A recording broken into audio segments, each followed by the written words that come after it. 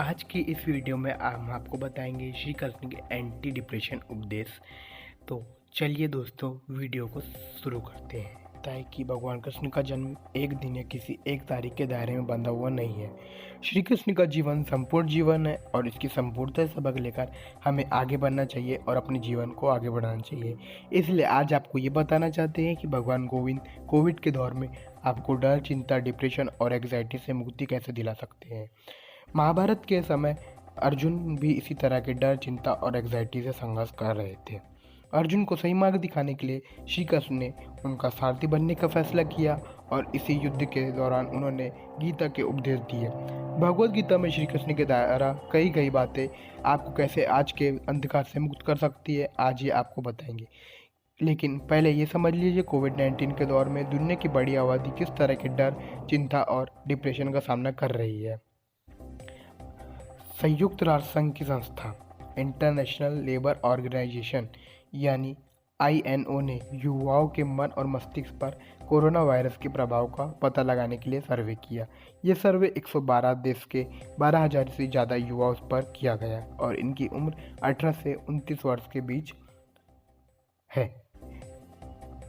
इस सर्वे पर पता चला कि इस उम्र के दुनिया के 50% युवा, आधे युवा इस समय किसी न किसी प्रकार के डिप्रेशन या चिंता से परेशान है या हो सकते हैं, जबकि 17% युवा ऐसे हैं जो कोरोना वायरस के दौर में इन दोनों समस्याओं से प्रभावित हो चुके हैं। इस सर्वे में पता चला कि 38% युवा अपने भविष्य को लेकर कुछ भी कहने की स्थिति में अब नहीं है। 13% युवा कोरोना वायरस की वजह से अपनी पढ़ाई और ट्रेनिंग बीच में ही छोड़ चुके हैं और 65% युवा को कहना है कि वे कोविड-19 के दौर में पहले के मुकाबले कुछ नया नहीं सीख पा रहे हैं। 9% युवा अपनी पूरी पढ़ाई नहीं कर पाए और 17% युवा काम बंद कर दिया है या उनकी नौकरी जा चुकी है।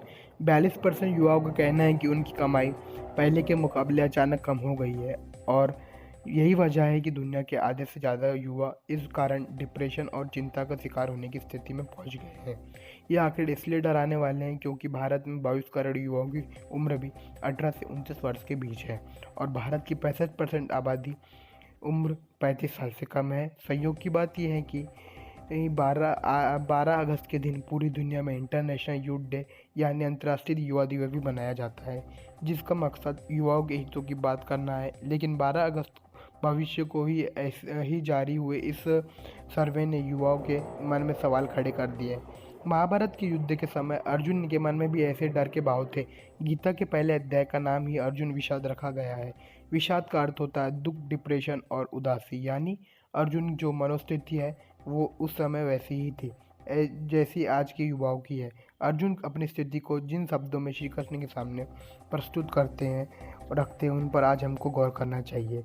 अर्जुन श्री कृष्ण से कहते हैं कि मैं हताशा से भर गया हूँ, मेरा शरीर मेरा साथ नहीं दे रहा है, मेरा शरीर मेरा साथ नहीं दे रहा है, मेरा मुंह अक्सर सूख जाता है, मेरा शरीर कांपने लगता है, मेरा हाथ से मेरा धनुष बार बार छूट जाता है, मेरी त्वचा जल रही है, मैं ठीक से खड़ा भी नहीं हो पा रहा हूँ और मेरा सिर घूम रहा है।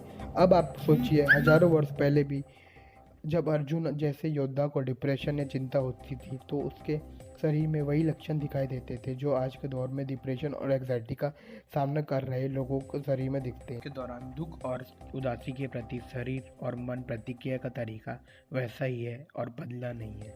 आज भी लाखों करोड़ों अर्जुन इन्हीं समस्याओं के साथ अपने जीवन में एक श्री कृष्ण ढूंढ रहे हैं।